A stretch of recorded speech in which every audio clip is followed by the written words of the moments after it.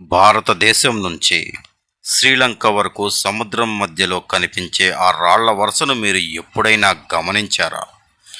కొంతమంది దానిని రామసేతు అంటారు, మరికొందరు అడమ్స్ బ్రిడ్జ్ అంటారు, మరికొందరు అది పూర్తిగా సహజంగా ఏర్పడిన భౌగోళిక నిర్మాణమని అంటారు. అయితే వేల సంవత్సరాలుగా కోట్లాది మంది విశ్వసిస్తున్న కథ మాత్రం వేరే చెబుతుంది. శ్రీరాముడు వానరసేనతో కలిసి సముద్రంపై ఒక వంతెన నిర్మించి లంకకు చేరుకున్నాడని. మరి అది నిజంగా ఎలా జరిగింది? ఆ వంతెనను అసలు ఎవరు నిర్మించారు? రాళ్ళు ఎలా తేలాయి? నలుడు నిలుడు అనేవాళ్ళు ఎవరు? వాల్మీకి రామాయణం అసలు ఏమి చెబుతుంది? మరి ఆధునిక పరిశోధనలు ఏమంటున్నాయి? ఈరోజు విశ్వాసం, పురాణం, చరిత్ర, శాస్త్రం, ఈ 4 కోణాల్లో ఈ మహా రహస్యాన్ని తెలుసుకుందాం. సీతాదేవిని రావణుడు అపహరించిన తర్వాత శ్రీరాముడు, లక్ష్మణుడు అడవులన్నీ వెతుకుతూ చివరకు కిష్కింధకు చేరుకున్నారు. అక్కడ హనుమంతుడి ద్వారా సుగ్రీవుడితో స్నేహం ఏర్పడింది. వాలి వధ అనంతరం సుగ్రీవుడు తన వానర సైన్యాన్ని 4 దిక్కులకు పంపించాడు సీతమ్మ జాడ తెలుసుకోవడానికి. చివరకు హనుమంతుడు సముద్రాన్ని దాటి లంకకు వెళ్ళి అశోకవనంలో సీతాదేవిని దర్శించి వచ్చాడు. ఆమెకు శ్రీరాముడి ఉంగరాన్ని అందించి త్వరలోనే ప్రభువు మిమ్మల్ని తీసుకువెళ్తారు అని ఆమెకు ధైర్యం చెప్పి వచ్చాడు హనుమంతుడు. ఆ తర్వాత లంకను దహనం చేసి తిరిగి వచ్చి సీతమ్మ ఎక్కడ ఉందో శ్రీరాముడికి వివరించాడు హనుమంతుడు. ఈ వార్త విన్న శ్రీరాముడు ఒక్క క్షణం కూడా ఆలస్యం చేయకుండా వానరసేనతో కలిసి దక్షిణ దిశగా ప్రయాణం ప్రారంభించాడు. కొన్ని రోజుల తర్వాత వారు ఒక విశాలమైన సముద్ర తీరానికి చేరుకున్నారు.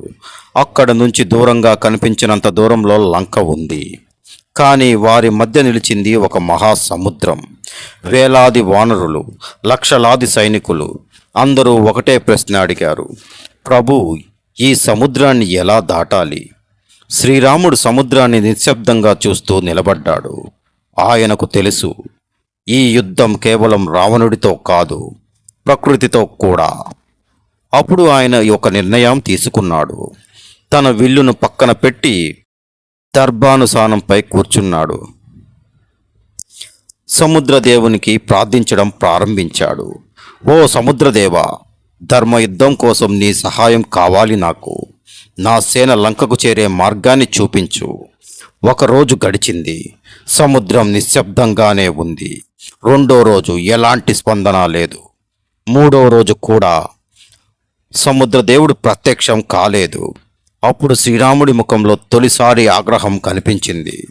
వినయాన్ని బలహీనతగా భావిస్తే ధర్మం కోసం శక్తిని చూపాల్సిందే అని తన కోడండాన్ని చేతిలోకి తీసుకున్నాడు శ్రీరామచంద్రుడు. ఆయన బ్రహ్మాస్త్రాన్ని సంధించడానికి సిద్ధమయ్యాడు. ఆ క్షణమే సముద్రాలు ఒక్కసారిగా ఉప్పొంగాయి. ఆకాశమంతా ప్రకాశంతో నిండిపోయింది. సముద్రదేవుడు ప్రత్యక్షమయ్యాడు. శ్రీరాముడు బ్రహ్మాస్త్రాన్ని సంధించబోతున్న ఆ క్షణంలో సముద్రం ఒక్కసారిగా ఉప్పొంగింది. అలలు 2 వైపులా చీలిపోయినట్లు కనిపించాయి. ఆ అలల మధ్య నుంచి బంగారు కాంతితో ప్రకాశిస్తూ సముద్రదేవుడు ప్రత్యక్షమయ్యాడు. ఆయన 2 చేతులు జోడించి శ్రీరాముడికి నమస్కరించాడు. రఘునందన, నన్ను క్షమించండి. నేను అహంకారంతో రాలేదు. నా స్వభావాన్ని మార్చుకోలేను. సముద్రం ఎప్పుడూ లోతుగానే ఉంటుంది. అది నా ధర్మం. మీరు నడిచి వెళ్ళేలా నేను నీటిని పూర్తిగా తొలగించలేను. శ్రీరాముడు ప్రశాంతంగా అడిగాడు, అయితే నా సేన లంకకు ఎలా చేరుతుంది? అప్పుడు సముద్రదేవుడు చిరునవ్వుతో ఇలా అన్నాడు: హే ప్రభు, మీ సేనలో 2 మహావీరులు ఉన్నారు. వారి గురించి చాలా మందికి తెలియదు. వారి పేర్లు నలుడు, నీలుడు. వీరు సాధారణ వానరులు కారు. దివ్యశిల్పి విశ్వకర్మ వంశానికి చెందినవారు. నిర్మాణ కళల్లో అసాధారణ ప్రతిభ కలవారు వారు. వారి నాయకత్వంలో ఈ సముద్రంపై ఒక సేతువును నిర్మించండి. నేను కూడా ఆ సేతువును నా వంతు సహకారం అందిస్తాను. ఆ మాటలు విన్న వెంటనే శ్రీరామచంద్రుడు నలుడిని తన దగ్గరకు పిలిచాడు. నలుడు వినయంగా నమస్కరించి ఇలా అన్నాడు: ప్రభు, ఇప్పటి వరకు నా శక్తిని వినియోగించే అవకాశమే రాలేదు. ఇప్పుడు మీ సేవ చేయడం నా అదృష్టం.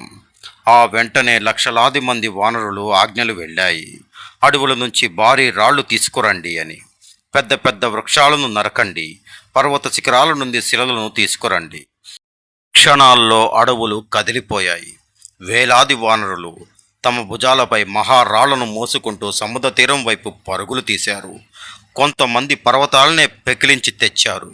మరికొందరు వందల ఏళ్ల వృక్షాలను తీసుకువచ్చారు.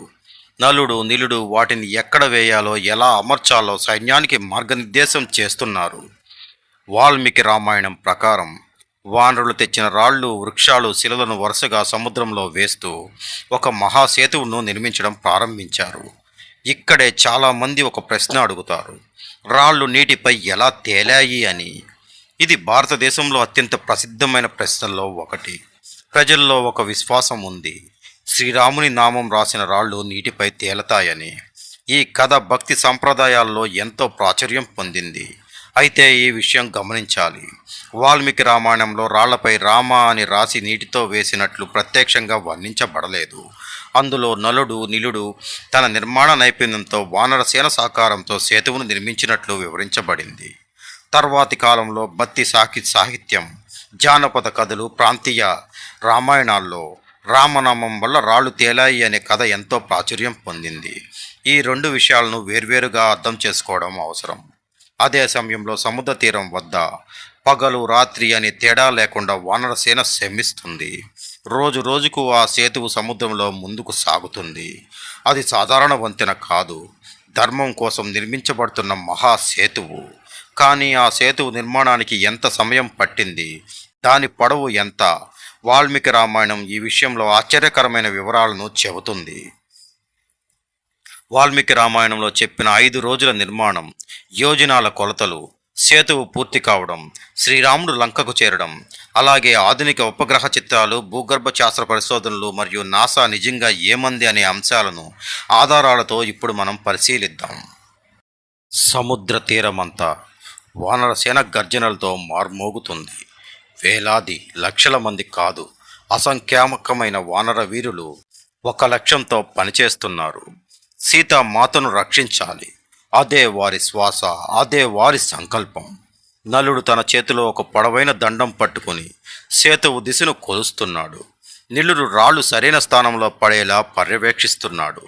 ఆదేశాలు వరుసగా వినిపిస్తున్నాయి: ఆ రాయిని ఇంకాస్త ఎడమవైపు పెట్టండి, ఈ చెట్టును ముందుకు తీసుకురండి, ఇక్కడ శిలను బలంగా బిగించండి. అలా పగలు రాత్రి ఆగకుండా పని కొనసాగింది. మహర్షి వాల్మీకి ఈ సందర్భాన్ని ఎంతో గొప్పగా వర్ణించాడు. సేతువు ఒకే రోజులో నిర్మించబడలేదని, 5 రోజుల పాటు నిర్మాణం కొనసాగిందని చెబుతారు. ప్రతిరోజు సేతువు మరింత ముందుకు సాగింది. ఒకరోజు, మరో రోజు, ఇంకో రోజు, చివరకు 5వ రోజు సముద్రం మీద ఒక విశాలమైన మార్గం సిద్ధమైంది. వాల్మీకి రామాయణంలో సేతువు పొడవును 100 యోజనాలు, వెడల్పును 10 యోజనాలుగా వర్ణించారు. అయితే ఇక్కడ ఒక విషయం గుర్తుంచుకోవాలి: యోజనం అనే ప్రాచీన కొలతను నేటి ప్రమాణాల్లో ఎంత దూరంతో సమానం అన్న దానిపై పండితుల్లో భిన్నాభిప్రాయాలు ఉన్నాయి. అందువల్ల దానిని నేటి కిలోమీటర్లకు ఖచ్చితంగా మార్చడం సులభం కాదు. కానీ రామాయణం తెప్పదలుచుకున్న విషయం మాత్రం స్పష్టంగా ఉంది: అది ఒక మహాసేతువు. సేతువు పూర్తయిన రోజు శ్రీరాముడు దానిని నిశ్శబ్దంగా చూశాడు. ఆయన కళ్ళలో ఆనందం కనిపించింది. హనుమంతుడు ముందుకు వచ్చి నమస్కరించాడు. సుగ్రీవుడు, అంగదుడు, జాంబవంతుడు, నలుడు నిలుడు అందరూ శ్రీరాముడి ఆజ్ఞ కోసం ఎదురు చూస్తున్నారు. శ్రీరాముడు చిరునవ్వుతో ధర్మయాత్ర ప్రారంభిద్దాం అని అన్నాడు. ఆ క్షణం లక్షలాది వానరులు గర్జించారు. ఆ గర్జనతో సముద్రాలు కూడా కంపించసాగాయి.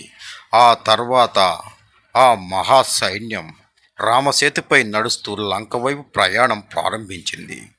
వేల సంవత్సరాలుగా ఈ ఘట్టం భారతీయ సంస్కృతిలో ధర్మం, ఐక్యత, సంకల్పానికి ప్రతీకగా నిలిచిపోయింది. కానీ ఇక్కడే ఒక ప్రశ్న పుడుతుంది: ఆ సేతువు నేటికీ ఉందా? ఆ ప్రశ్నకు సమాధానం కోసం మనకు వేల సంవత్సరాల ముందుకు రావాలి. ఉపగ్రహాలు ఆకాశంలోకి వెళ్ళిన యుగానికి, ఆధునిక విజ్ఞానం అభివృద్ధి చెందిన కాలానికి, భారతదేశంలోని రామేశ్వరం నుంచి శ్రీలంకలోని మన్నార్ వరకు సముద్ర మధ్యలో వరుసగా కనిపించే ఇసుక దిబ్బలు, సున్నప్రాయ నిర్మాణాలను ప్రపంచం మరోసారి గమనించింది. ఆ ప్రాంతాన్నే నేడు చాలామంది రామసేతు లేదా ఆడమ్స్ బ్రిడ్జ్ అని పిలుస్తారు. అప్పుడు ప్రపంచవ్యాప్తంగా ఒక ప్రశ్న వినిపించింది. ఇదేనా రాముడు నిర్మించిన సేతువు? కొంతమంది అవును అన్నారు. మరికొందరు ఇది సహజంగా ఏర్పడిన భౌగోళిక నిర్మాణం అన్నారు. మరి నాసా నిజంగా ఏమంది? ఇంటర్నెట్లో వైరల్ అవుతున్న వార్తలు నిజమేనా? లేక అవి అపోహలా? ఇప్పుడు కథ పురాణాల నుంచి ఆధునిక పరిశీలనల ప్రపంచంలోకి ప్రవేశించబోతుంది. వేల సంవత్సరాలు గడిచిపోయాయి. యుగాలు మారిపోయాయి. రాజ్యాలు మారాయి. కానీ సముద్రం మధ్యలో ఉన్న ఆ వింత రాళ్ల వరుస మాత్రం అలాగే ఉండిపోయింది. 2000వ దశకంలో ఉపగ్రహ చిత్రాలు ప్రపంచం ముందుకు రావడంతో భారతదేశంలోని రామేశ్వరం నుండి శ్రీలంకలోని మన్నార్ ద్వీపం వరకు సముద్రం మధ్యలో ఒక పొడవైన ఇసుక దిబ్బలు చున్నపురాళ్ల శ్రేణి స్పష్టంగా కనిపించింది. ఈ చిత్రాలు ప్రపంచవ్యాప్తంగా ఆసక్తిని రేకెత్తించాయి. చాలామంది వెంటనే అన్నారు ఇదే రామాయణంలో చెప్పిన రామసేతు అని. కానీ మరికొందరు శాస్త్రవేత్తలు ఇలా చెప్పారు, ఇది సముద్రపు ప్రవాహాలు, ఇసుక నిక్షేపాలు, పగడపు దిబ్బలు, చున్నప్రాయ నిర్మాణాలు కలిసి వేల సంవత్సరాల్లో ఏర్పడిన సహజ భౌగోళిక శ్రేణి కావచ్చు. అక్కడే ఇంటర్నెట్లో మరో వార్త వైరల్ అయింది. నాసా రామసేతును రాముడే నిర్మించాడని నిర్ధారించింది అని. ఈ వార్తను కోట్లాది మంది చూశారు. కానీ ఇక్కడ నిజం ఏమిటి అంటే, నిజానికి నాసా ఎలాంటి ప్రకటన ఎప్పుడూ చేయలేదు. నాసా విడుదల చేసినవి భూమి ఉపగ్రహ చిత్రాలు మాత్రమే. ఆ చిత్రాల్లో సముద్రం మధ్యలో ఒక శ్రేణి కనిపిస్తుందని అంగీకరించింది.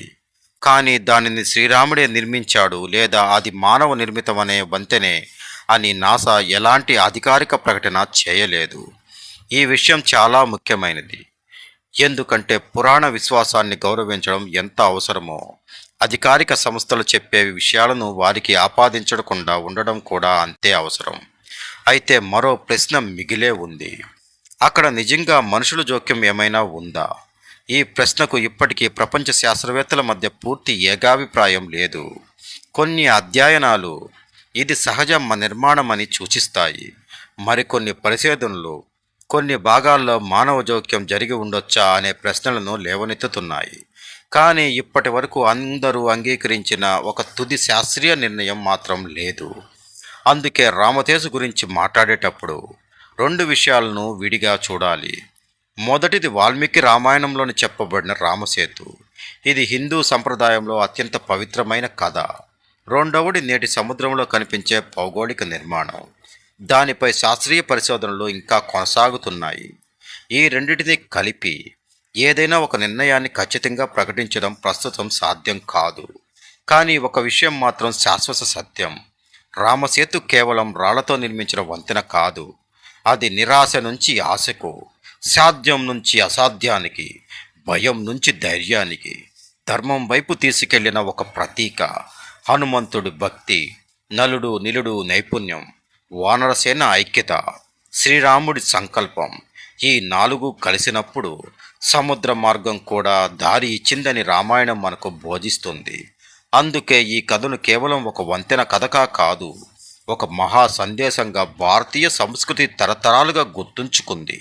అదే రామసేతు కథ.